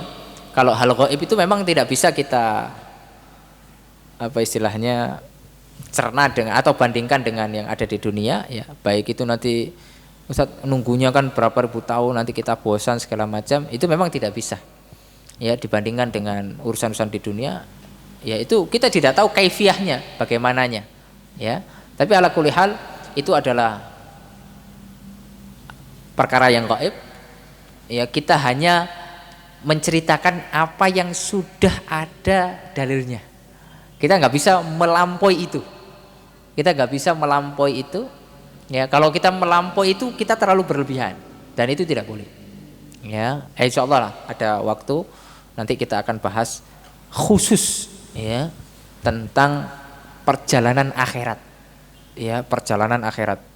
Tapi yang ngeri Pak sebenarnya. Ya itu masya Allah itu ya. Ya kita siap atau tidak siap ya harus siap sebenarnya, ya, karena kita semuanya menuju ke sana. Mungkin sekarang kita nggak punya bayangan Pak, tapi ada waktunya pasti kita akan mengalami itu. Ya, wallahu alam kapan? Bisa jadi ya Bapak duluan baru saya, ya, atau saya terakhir Bapak duluan. Udah. Wallahu a'lam. Barakallahu fiik. Monggo.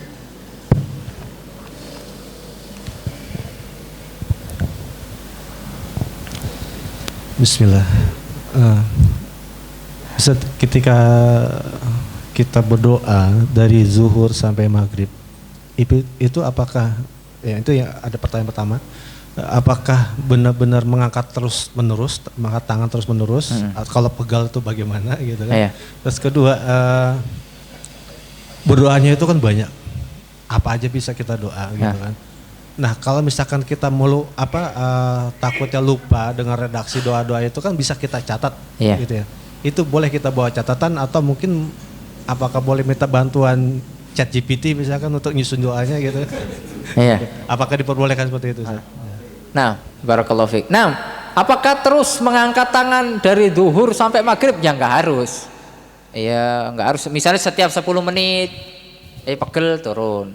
Habis itu tanpa ngangkat tangan. Ya Allah, ya. Istighfar dulu, ya. Salawat dulu, Assalamualaikum warahmatullahi Muhammad, ya. Istirahat dulu nggak apa-apa. Jadi itu fleksibel sebenarnya. Ya. Kemudian, apakah boleh bawa catatan? Boleh, nggak ada masalah. Itu bukan ujian kok. Ya, maksudnya bukan ujian semester. Kalau ujian semester kan dilarang tuh, nggak boleh bawa catatan. Ya, di DO sama. Ya, tapi kalau di situ boleh. Ya, misalnya minta ChatGPT, susunkan doa, gitu ya, doa terbaik. Ya, nggak apa-apa. Ya, atau sudah bawa dari rumah, ya catat sendiri. Ya, nggak harus kemudian juga berbahasa Arab, nggak harus. Ya, pakai bahasa Indonesia nggak apa-apa. Ya, ya Allah doakan. Saya mendoakan ini saya fulan semoga ini gitu, doa diri untuk diri sendiri, ya Allah berikanlah kelancaran rezeki, berikanlah umur panjang, berikanlah ini, berikanlah gitu aja gak apa-apa. Ya udah habis pulang lagi, ya sampai maghrib, ya Ustaz kadang sampai ngantuk-ngantuk, ya nggak apa-apa karena itu momen, belum tentu terulang lagi, ya itu momen. Nah, makanya udah kalau bisa itu matikan handphone, maksudnya internetnya dimatikan, udah fokus. Kalau misalnya catatannya di handphone nggak apa-apa, tapi internetnya dimatikan, ya fokus untuk melihat itu. Nanti kalau internetnya dihidupkan kan tang ting sibuk ya tang ting itu gitu ya. Sibuk lagi itu. Ya. Apalagi nanti ya apa namanya bikin konten, ya agak susah juga itu. Ya guys di TikTok, live TikTok misalnya, guys ya kita lagi doa Arafah nih, siapa yang request doa nih gitu ya. Gue bosen nih gitu kan, ngangkat tangan mulu gitu ya. Jangan gitu. Udah itu ibadah kita dengan Allah, momen-momen terbaik untuk kita bersendirian dengan Allah SWT. Ya momen yang ya jarang terulang. Ya kalaupun terulang ya dalam waktu yang lama. Ya hari di mana tanggal 9 bulan Dzulhijjah kita berada di Arafah. Coba bayangkan itu. Ya, itu momen yang sangat langka sekali. Kita berada di jutaan manusia. Ya. Itu Masya Allah ya. Dulu kita belum pernah membayangkan itu. Ya, tapi ada saatnya Allah berikan itu. Ya. Nah, jadi seperti itu ya. Untuk doa fleksibel. Ya, fleksibel. Barakallahu fikum. Mungkin ada yang lain? Silakan. Ustaz mau nanya, kalau kita misalkan waktu sa'i itu kentut itu gimana Ustaz? Apakah kita batal atau gimana Ustaz? Yang pertama. Terus kedua, kalau misalkan waktu umroh kita batalkan orang tua, badal, itu gimana Ustaz? Nah, barakallahu fik. Yang pertama, untuk sa'i kemudian kentut, apakah sa'inya batal ataukah harus wudhu kemudian ngulang dari awal? Tidak. Yang disyaratkan suci hanya tawaf saja. Yang disyaratkan suci hanya tawaf sampai sholat 2 rakaat. Sholat sunnah 2 rakaat di belakang makom Ibrahim. Habis itu setelah itu ya mohon maaf buang angin, tidak ada jadi masalah. Walaupun kemudian nggak wudhu lagi nggak apa-apa sampai selesai. Ya tidak ada masalah. Ustaz, tapi kalau wudhu ya nggak apa-apa, lebih afdol. Ya. Tapi kalau misalnya nggak kuat, ya sedangkan ya perut kembung, ya sudah nggak apa-apa, ya dikeluarkan saja, gitu ya. Maksudnya dikentutkan saja. Kadang ada orang yang nahan kentut itu bahaya, pulang-pulang kembung, sakit, ya jangan, ya karena belum tahu ilmunya. Nah, itu yang pertama ya. Jadi boleh ya. Lalu kemudian yang kedua, kalau membadalkan orang tua ketika umroh. Ya, maka boleh asalkan yang membadalkan sudah pernah umroh untuk dirinya.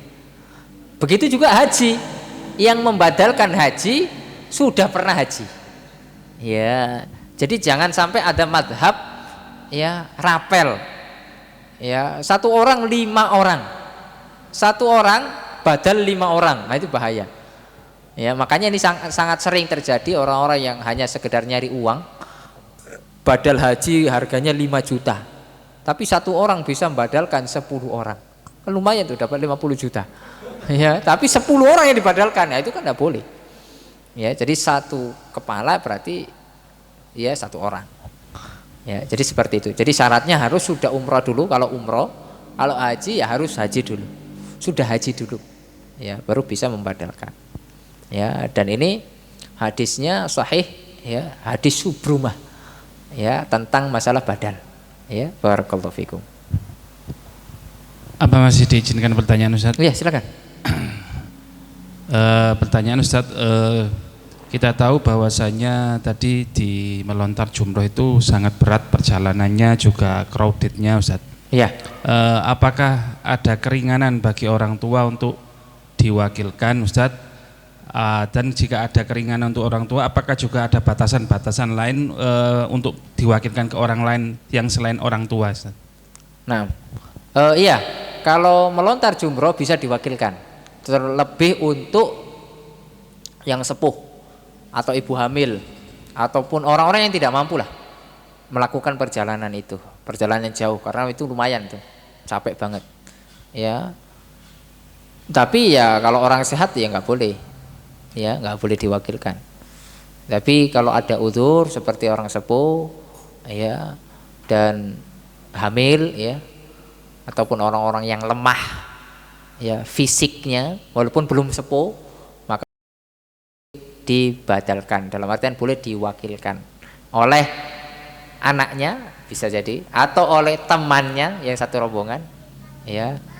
Jadi temannya nanti melemparkan, berarti berapa dia melemparkan untuk dirinya dia sama orang lain itu, berarti 21 tambah 21 ya, 2 kali ya. Jadi boleh. Yang nggak boleh diwakilkan itu wukuf ya, wakilkan dong wukuf, anak lagi koma nih, nggak bisa nggak bisa ya, wukuf nggak bisa, harus dibopong sana.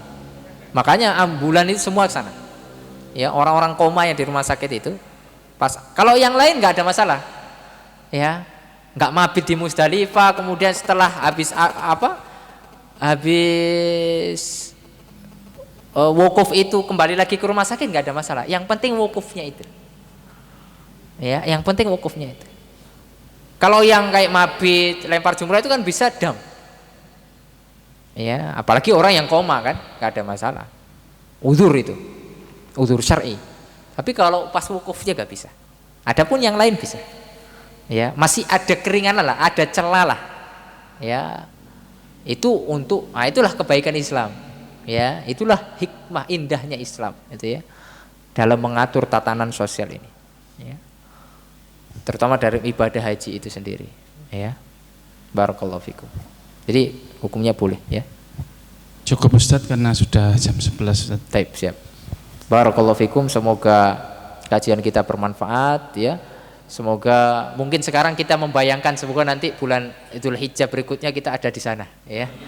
Ada di sana ya, bisa wukuf ya insyaallah. Ya kalau sekarang kita di sini ya berarti kita lagi nggak haji nih.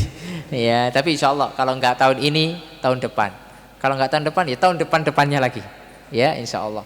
Semoga Allah panggil kita ya menjadi tamu-tamu Allah Subhanahu wa taala ya, di waktu yang insyaallah ya kita mampu, waktu yang terbaik. Yakinlah bahwasanya Allah pasti menakdirkan sesuatu, di situ ada hikmah yang sangat banyak sekali. Tinggal bagaimana kita beriman akan hal tersebut. Ya, kurang lebihnya mohon maaf ya kalau ada salah kata, kalau ada yang menyinggung dan lain sebagainya karena kekurangan ilmu dan kebodohan kita. Ya, mohon dimaafkan. Jazakumullahu khairan kepada panitia, kepada takmir Mustal Al-Ghaffar, kepada para jamaah yang sudah meluangkan waktu untuk kita ngaji bareng. Semoga ini dicatat menjadi amal jariah, amal soleh, terutama di hari-hari terbaik sepanjang masa ini ya. Semoga ini menjadi bekal kita menuju Allah Subhanahu wa taala. Subhanakallahumma wa bihamdika asyhadu an la ilaha illa anta astaghfiruka wa atubu ilaik. Wassalamualaikum warahmatullahi wabarakatuh.